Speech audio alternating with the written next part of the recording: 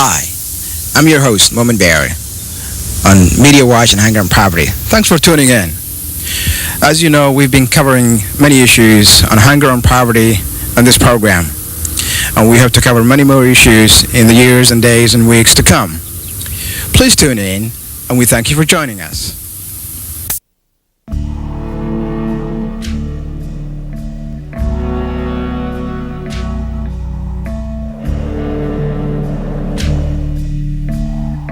Help the people of East Africa.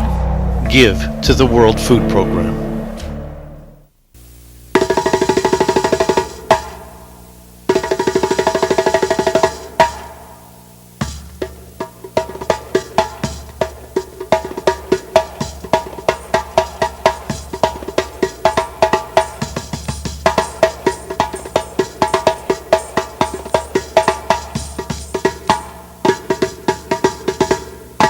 Only on public access.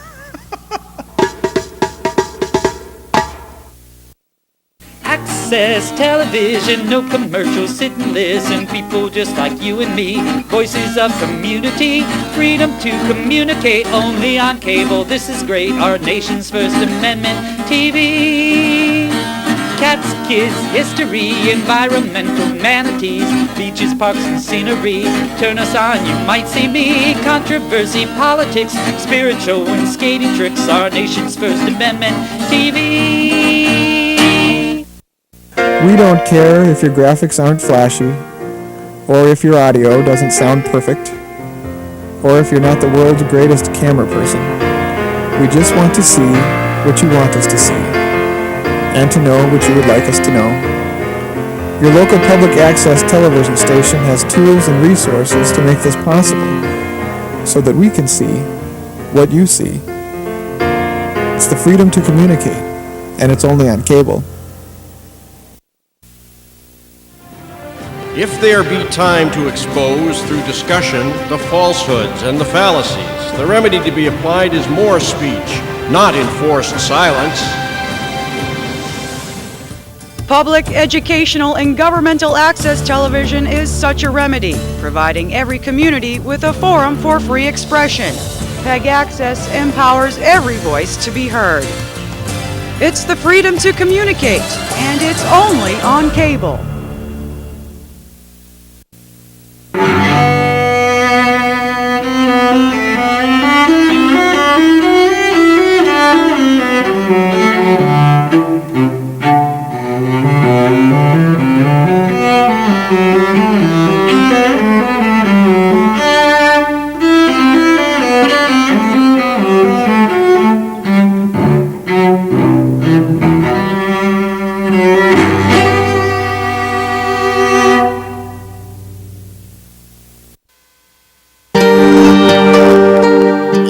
Washington, D.C., welcome to the 24th World Food Day teleconference. Our theme this year is entitled Climate, Changes, Challenges, and Consequences.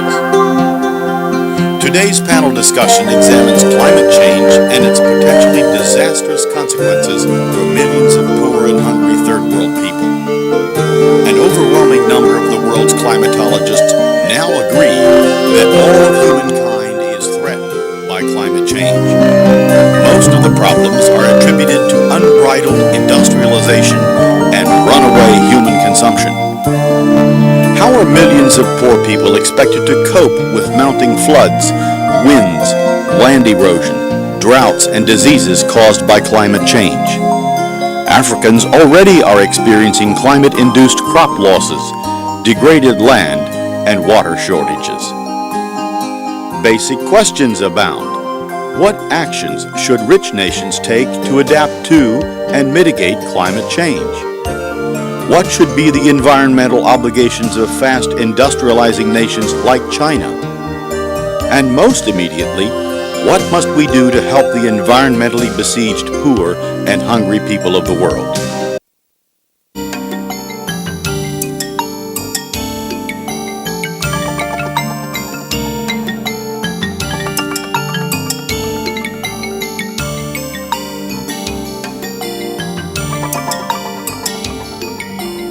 Welcome back.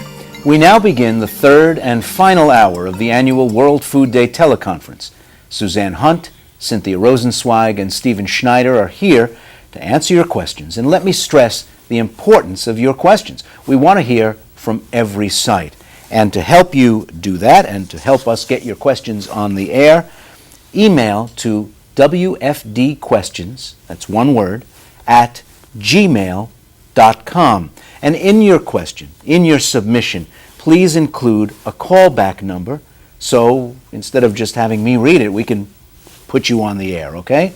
Again, wfdquestions at gmail.com. And our first question panel this hour comes from the University of Wisconsin at Madison. Go ahead. Yes, Juan, thank you for having us. We appreciate it. Our question is what is the responsibility of governments, businesses, and others working in ag economies for making the transition from the world's current cheap agricultural labor force to reflect a more equitable payment for agricultural labor, especially with the new drive for cheap fuels from ag resources? Cynthia, why don't you take that one? As we march into and create a sustainable agriculture, sustainability has environmental aspects on the physical, the climate side, the biological side, the runoff that you mentioned earlier, but there's also the sustainable livelihoods have to be taken into account as well, because agriculture is a completely integrated physical, biological, and socioeconomic system. So it's not sustainable if the labor, the people who are providing the labor, are not paid adequately and a living wage. So as we march to sustainability, this is a very important part of creating a sustainable agriculture. But how do you keep wage rates at a living wage instead of keeping people one step away from starvation, even as they're doing hard physical labor? And is there a social interest in keeping that wage high enough to stop the flow of people off the land and into burgeoning cities that have no work for them to do? Definitely. The one thing that is being brought forward now is the concept of bioregions, that each region has its population centers and its agricultural regions that flow back and forth. And therefore, some of the costs that we would be saving from shipping that lettuce, that head of lettuce, or that Chilean plum that we were talking about, can be used to create more equitable wages for the farmers. We got a submission from Megan Bourne. She says, I see your point about charging people for the price of emissions when they pay for fruits and vegetables to hopefully lessen the amount of emissions produced. However, in America, we already have a huge problem in that convenience foods are cheaper than fresh, healthy fruits and vegetables. As a healthcare professional working in the United States, I find that increasing the price of such items will be a detriment to what I try to teach my clients. If your solution is to increase prices, how do you propose healthcare providers encourage their clients to eat more fruits and vegetables when one of the client's main concerns is cost? Stephen Schneider? Well, as we said earlier, everything is complex and things are all trade-offs. In this particular case, I think what we have to talk about is not just increasing price for the sake of it, but only increasing price when there's a very large uncosted energy chain that brought the food to you. And if there's a health benefit to those kinds of foods, we could even consider whether or not we want to subsidize them. But we wouldn't want to subsidize the long-distance transport of them. We always, for example, talk about in Medicare and in medicine, how much do we want people to be able to have access to really modern drugs if they can't afford it? Well, there are programs to help people who can't afford it. But I don't think that the absolute prices are all that high. If people are really at a low poverty level, then you have to seriously take a look at social mechanisms to provide them access to good quality products. So I think that there are plenty of good quality products locally. There are plenty of things that we can do, and in the off season, certainly we can have some transport, and not against having it. It's just that if the prices are artificially low, then what you're doing is you're setting up a conflict between those products and between protecting the environment. And we need to find solutions where we can still provide the products, but without at the same time encouraging climatically dangerous behavior. I think we should also point out that it's not just, we've been talking about fruits and vegetables, but it's if you create a scheme like this, the price of many kinds of foods, including the junk food, would go up. So it wouldn't be just that the fruits and vegetable prices go up. And actually, so many of those foods are made from subsidized corn and sugar and things that would also have quite an emissions impact, that it might not have the disproportional impact that the viewer is suggesting. Let me just add that we subsidize things all the time, and the problem is, and in the developing world, they often had subsidized food, and the producers complained out in the countryside, wait a minute, we can't get a return on this, so there's no incentive. And we subsidize prices of energy by not having tailpipe emissions charges. You don't subsidize poverty through artificially low prices of commodities. You subsidize it through the real thing, through transfer of resources, to help people at the bottom of society with a safety net, because there's no incentive to be cleaner and less polluting if we don't have the prices right. But that doesn't mean that we don't have a social safety net, and that means we have to have two good acts of governance. You have to protect the commons, and at the same time, you have to deal in fairness, and that requires a lot of action on the part of a government, and they won't do it till you out there tell them to. Indiana State University is next. Welcome to the program. Thank you. Some of us may not live long enough to see the dividends of the energy conservation measures that have been proposed. Why must we be vested in it? Cynthia? I probably won't. I'm much older than you guys who are going to college right now. But I think that we are part of a chain of generations that really our responsibility is to deliver a world to us, to your generation, and your generation to the next, that is creating a sustainable planet for all future generations. I would also add that efficiency measures usually are the lowest cost way of dealing with the energy supply problem. You're just dealing with the demand side as opposed to the supply side. So actually, in terms of direct benefits that people can feel today from efficiency measures, you take pressure off the energy markets and potentially reducing costs and prices for consumers. But at its heart, Stephen, isn't this also an ethical question? If I'm not going to live to see the benefits, why should I take some of the pain? Well, supposing you're not going to visit the Grand Canyon, how many people want to see a coal-burning power plant putting pollution in there, which then reduces the visibility? You don't have to visit it yourself. You feel that you're part of this network of the chain of being, and that you just think that creatures, for example, polar bears won't go extinct in my lifetime, but their ecosystem is already headed toward extinction. Why should that matter to me? Well, it matters because we've had millions of years of the coevolution, the joint interaction of these creatures with the climate, and it just bothers me that they disappear. And it is an ethical question. To me, the single important things in the world that really matter, other than basic needs for people, are that we have diversity in culture and nature. So if we're going to reduce the diversity in culture and nature in order to be richer now, I really think we have to ask ourselves whether that's fundamentally an ethical idea. The University of Colorado is next. Welcome to the program. Hi, how you doing? Okay. My question is, being that the Kyoto Protocol has not been ratified by the United States, and most likely never will be, what is the best alternative solution for our government to negate greenhouse emissions? And that's a particularly pertinent question because Kyoto is going to expire soon. Yes. One thing that's, I think, very actually constructive in the situation here is that in the United States we've had many without the lack without the adherence to the global treaty, communities and states, cities, our institute is in New York City. They have already adopted, as many cities have in the United States, their own adherence to the Kyoto Protocol. So what we're really seeing in this country is many bottom-up efforts to take on the Kyoto Protocol even without national leadership. So I think on the one hand that it would be good to have it, but on the other hand it's not as if nothing is happening.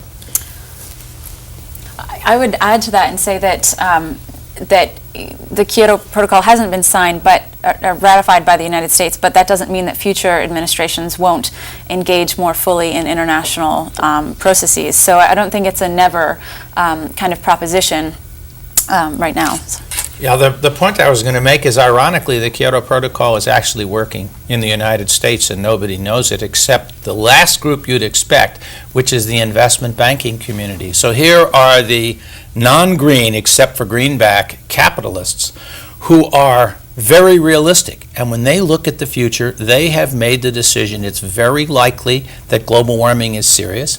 It's very likely that the next administration will put in significant controls that will raise the price of energy, and therefore they're considering it a liability against the books of coal-burning power plants and polluting automobiles that they're going to have carbon emissions. They're increasing the interest rates. So ironically, here in the center of capitalist activity, it's the deepest capitalists who are actually putting a charge because they're imputing that their investors will be losing equity when these companies that are going to have high carbon liabilities are asking for loans. So we're already moving that way. That's one of the reasons why there are half a dozen bills in front of the Congress. And they're bipartisan support because it's recognized that we have to do something. And as Cynthia said, it's already happening from the bottom up, cities and states. The only place really left is the West Wing, and now the Congress is rehearsing what it's going to do in the first 100 days of the next administration. We'll go back to our callers. Clemson University is next. Welcome. Yes, thank you for taking our question. What can we do as individuals and communities to encourage local food production and consumption? Shall I take this?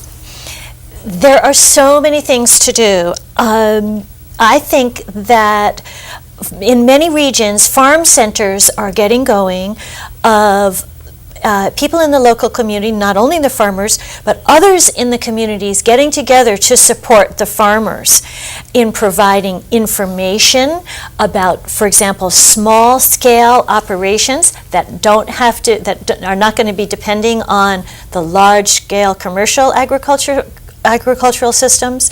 Of course, farmers markets that we mentioned in the first hour, though that movement is happening everywhere, but building those farmers markets, maybe even seeing how they can be extended into the winter to provide income for the farmers during the off seasons, and helping on information.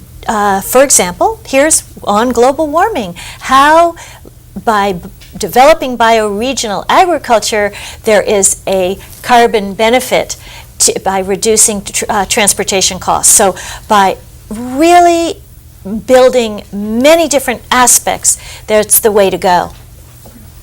You can also go to your local grocery store and request that they provide, locally grown options and label them so that you can choose between the different types. But does that also mean changing what you want to a certain degree? Going to Brussels sprouts and cabbage in the late fall, and just going back to, it wasn't all that long ago when you couldn't eat out-of-season vegetables. Right. Well, one thing is that I think is very important, this is germane also to the fast food question, I think that was the very first question, is that our food eating habits have changed in the past and are changing right now. So it's not as if we are fixed in one way of eating. And for example, even the fast food restaurants are now selling salads. So you can stop in and get a salad. And probably pretty soon you can you'll be able to stop in at a fast food restaurant and buy some local produce. So I think that it's good to recognize that there may be some wonderful parts about only having asparagus, for example, in Europe, asparagus in January, very early season, is just so special. All the restaurants have 100 different ways to cook asparagus, and it can be quite wonderful. But you can still have vegetables. Now, I remember as a kid, I loved it when my mother made corn fritters, and they came out of a can, and they were very good, and they were in the middle of January. It doesn't always have to be instantly fresh. You can still get your nutrition by other means. If the questions coming in have whetted your appetite to get in on the program yourself, we're still taking more questions. You can write us at wfdquestions@gmail.com and include with your submission a number for calling you back. We'll go to Bloomington, Indiana next. Indiana University, welcome. Thank you for having me, sir. This question is directed to everyone, of course, but in the first hour, I believe Suzanne Hunt mentioned how efficiency of automobiles in Europe is nearly twice that of what it currently is in the U.S., and this was a disparity that was quite shocking to me. My question is two-pronged. What is happening in Europe to make vehicles so efficient there, and what forces are preventing U.S. vehicles from becoming more efficient? We could have 2 hours of program just on that question, but Go ahead, take a shot at it, Suzanne. Well, thanks for your question. In Europe, there are a couple different things. One is that they use a lot more diesel, which is just inherently more efficient. The engines are more efficient, and the fuel actually has more energy. It's more energy dense. So there's that trend. About half of the passenger cars in Europe are diesel versus about 1% in the United States. They also just tend to have smaller cars. They have narrower roads. It's just a lot of it is size. But in terms of the policy frameworks, they in Europe they tax fuel much more heavily. So whereas we go to the pump in the U.S. and there's a certain portion of the cost of our fuel is the actual cost of the fuel, and then there's a small portion of the cost that we pay that is taxes. In Europe, it's about half and half. So they actually have a very substantial, they pay much higher prices for fuel, so they use a lot less. And then there are also some more interesting things happening more recently that they're doing. In the UK, for instance, they're now taxing vehicles based on their CO2 emissions. So that is, a really interesting policy tool that they're putting into place that will not only reduce the fuels that are used, but also affect technology along